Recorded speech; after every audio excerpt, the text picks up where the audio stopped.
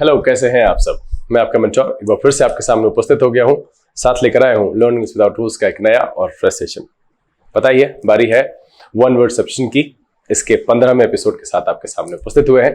तो फटाफट नोटबुक और पेन तलाशिए, तैयार होकर के बैठिए। हम चलाते हैं म्यूजिक, मिलते हैं इसके बाद।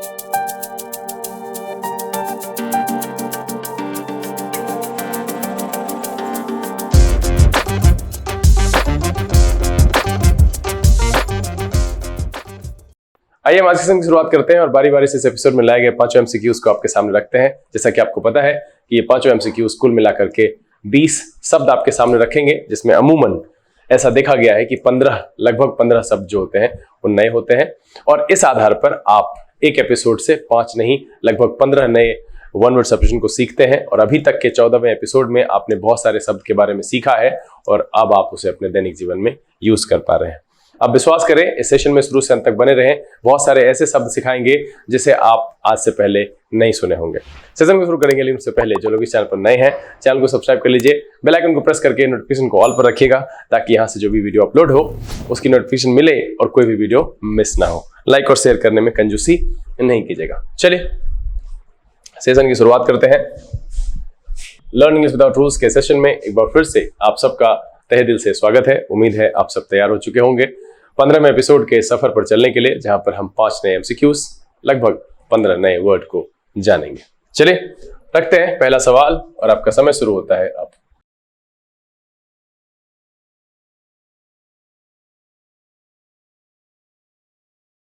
बहुत ही आसान है, आप इसको बना सकते हैं।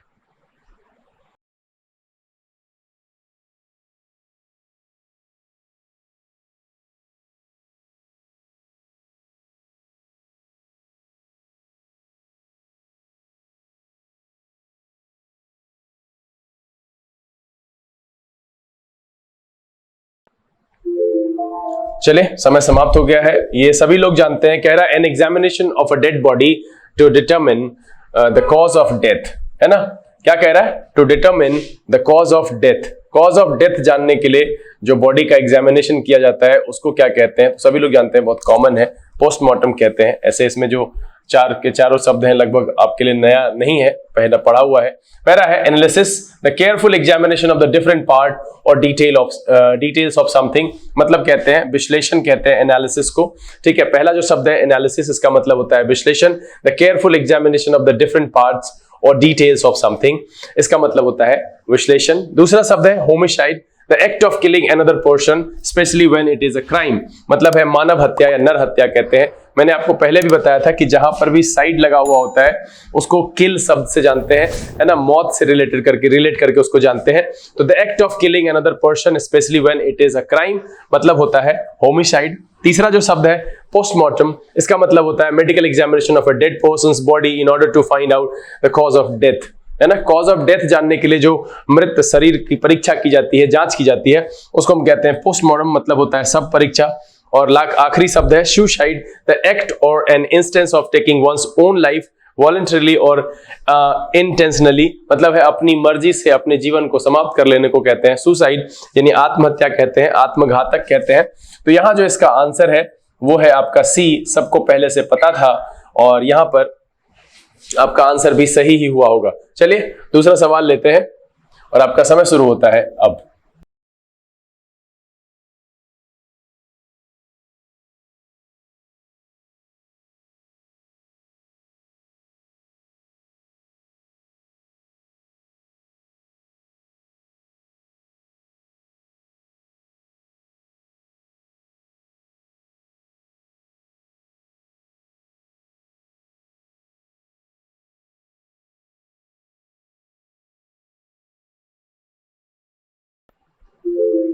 चले, समय समाप्त हो चुका है। बहुत ही आसान सवाल है। कह रहा है a family of young birds.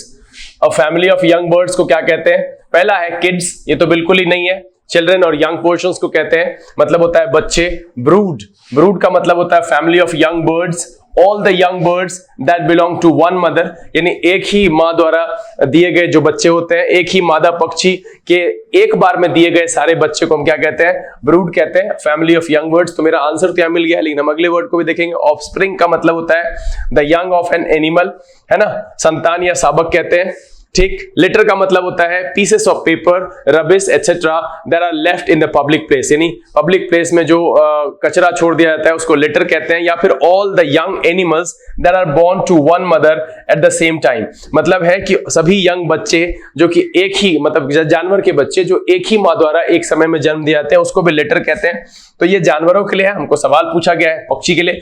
पहला सवाल, पहला जो वर्ड था किड्स आपको पता है, ऑफस्प्रिंग आपको पता है, लिटर भी पता ही होना चाहिए। ये जो ब्रूड है फैमिली ऑफ यंग बर्ड्स, यही इसका सही आंसर है। तो इस सवाल का जो जवाब है वो है आपका बी। ब्रूड का मतलब होता है a family of young birds, यानी एक ही मादा पक्षी द्वारा एक समय में जितने बच्चे दिए जाते हैं उस ग्रुप को कहते हैं ब्रूड। चलिए अगला सवाल लेते हैं और आपका समय शुरू होता है अब।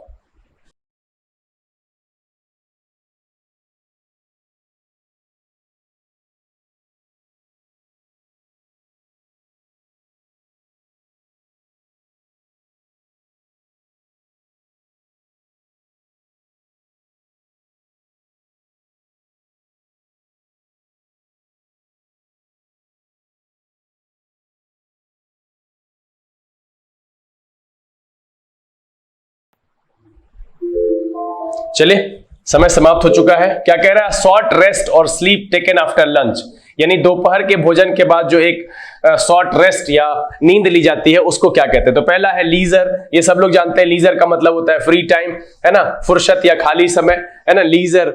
अगला वर्ड है slumber, to be deeply asleep, मतलब है कि अल्प निंद्रा, सोना या नींद कहते हैं। स्लम्बर का मतलब गहरी निंद्रा से। सिएस्टा का मतलब होता है शॉर्ट रेस्ट और स्लीप टेकन आफ्टर लंच। देखिए अ शॉर्ट रेस्ट और sleep after taken after lunch है, ये कहलाता है सिएस्टा।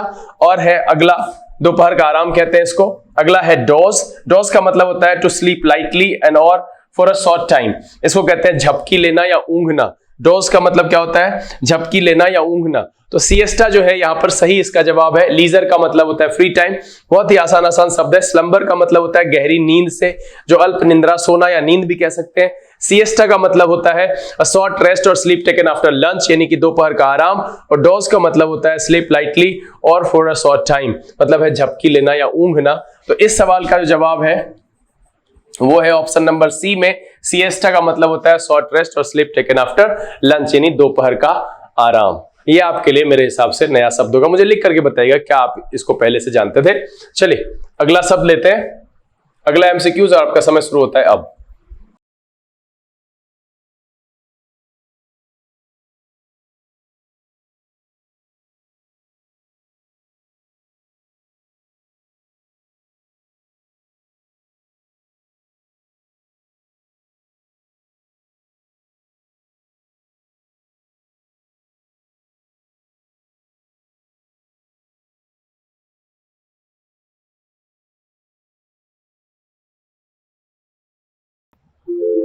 चलिए समय समाप्त हो गया है। क्या कह रहा है?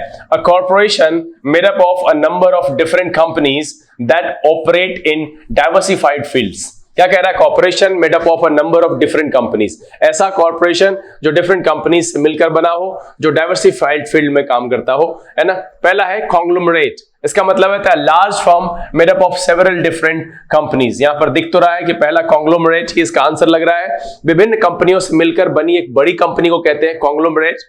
उसके बाद है correlation, a connection between two things in which one thing changes as the other does, मतलब है कि ऐसा रिलेशन जिसको पारस्परिक संबंध कह सकते हैं, सह संबंध कह सकते हैं, कि एक चीज बदले तो दूसरी भी बदल जाती है। A connection between two things in which one thing changes as the other does, यानी एक बदले तो दूसरा भी बदलता है, पारस्परिक संबंध या सह संबंध कहते हैं। अग्रीमेंट जानते हैं, a promise or decision made between two or more people or a situation in which people have the same opinion as each other, यानी एग्रीमेंट का मतलब होता है समझौता से, करारनामा से, आम सहमति से।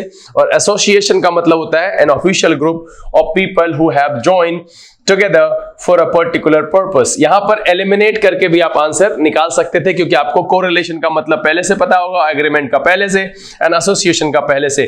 तो यहां जो आंसर है इसका वो है आपका conglomerate. Answer number option number A है।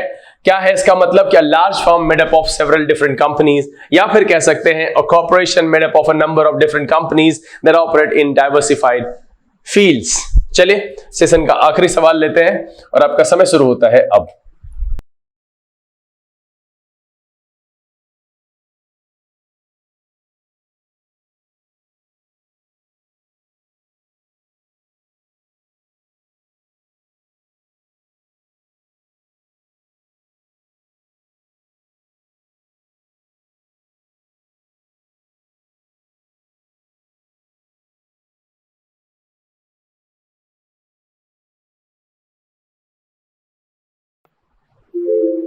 चलिए समय समाप्त हो चुका है। क्या कह रहा है? A person employed to drive a private or hired car, मतलब ऐसा इंसान जो प्राइवेट या हायर्ड कार को चलाने के लिए रखा जाता है, एम्प्लॉयड किया जाता है।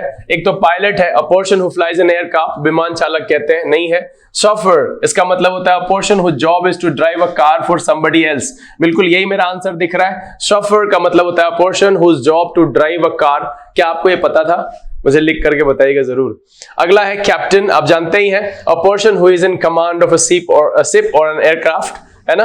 और एस्कॉर्ट का मतलब होता है to go with a person or vehicle specially to make certain that he or she or it leaves or arrive safely, या फिर to go with someone to show them a place, मतलब है रक्षक, पहरेदार या सहचर कहते हैं। एस्कॉर्ट का मतलब होता है कि to go with someone to show them a place. तो यहां जो आंसर दिख रहा है इसका आंसर नंबर है बी। देखिए ये एक नया शब्द होना चाहिए आपके लिए, मुझे जैसा लगता है कि शायद आपने इसे नहीं सुना होगा। ऐसा कार चालक जो कि प्राइवेट या किसी हायर्ड कार के लिए रखा जाता है उसको हम कहते हैं शॉफर।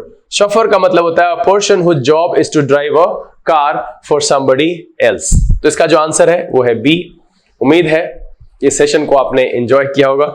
छोटा सा सेशन है और मुझे नहीं लगता है कि आज कुछ ज्यादा नए शब्द, 10 के आसपास नए शब्द आपको मिले होंगे, तो कभी कभी ऐसा लाइट सेशन भी रहता है। लेकिन हाँ, सरप्राइज टेस्ट के लिए आप जरूर तैयार रहिएगा। मैं फिर से एक बार कहूंगा कि आप सबसे रिक्वेस्ट कर रहा हूं कि पिछले वीडियो में जो आपने टेस्ट नहीं दिया है, आप टेस्ट देकर के मुझे अंक जरूर बताइए, क्योंकि अगर आपके अंक दिखेंगे तो वो मुझे संतुष्टि देगा कि शायद मैंने जो काम किया है उसका फायदा आपको हो रहा है। तो टेस्ट जरूर देना चाहिए।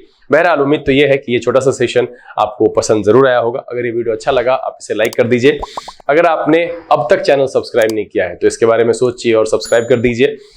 बेल आइकन को प्रेस करके नोटिफिकेशन को ऑल पर रखिएगा ताकि यहाँ से अपलोड की गई वीडियोस की नोटिफिकेशन आपको मिले और आपका कोई भी सेशन मिस ना हो। समय यहाँ से विदा लेने का, बहुत जल्द इसी तरह के एपिसोड के साथ फिर आपके सामने उपस्थित होंगे। तब तक के लिए आप अपने घर में रहें, अपना और अपने परिवारजनों का ख्याल रखें, पढ़ाई लिखाई जरूर करते रहिएगा। लर्निंग विदाउट रूल्स से this is BK Singh signing off. Keep reading, keep practising. Thank you, God bless you.